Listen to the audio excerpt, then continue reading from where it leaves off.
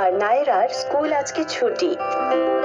নীল, আজকে আমাদের স্কুলে ছুটি কেন? নায়রা, আজকে হলো রমজান ঈদ। আজকের উৎসবটা মুসলিমরা উদযাপন করে। এটা ভারতবর্ষের অন্যতম বড় উৎসব। নীল, তুমি এই ব্যাপারে আরো কিছু বলবে? নায়রা, আমি যতটা জানি সব বললাম। চলো বাবাকে গিয়ে জিজ্ঞাসা করি। আজকে বাবারও ছুটি কিন্তু। ঠিক আছে নীল। বাবা, আমরা তোমার কাছে আসছিলাম। কি হয়েছে তোমাদের? বাবা, আজকে আমাদের সবার রমজান ঈদের ছুটি। নীল বলল যে এটা একটা গুরুত্বপূর্ণ উৎসব যেটা মুসলিমরা পালন করে। তুমি কি এর ব্যাপারে আরো কিছু বলতে পারবে? নিশ্চয়ই বাচ্চারা, নীল যেটা বলেছে, রমজান ঈদ একটা বিশেষ উৎসব।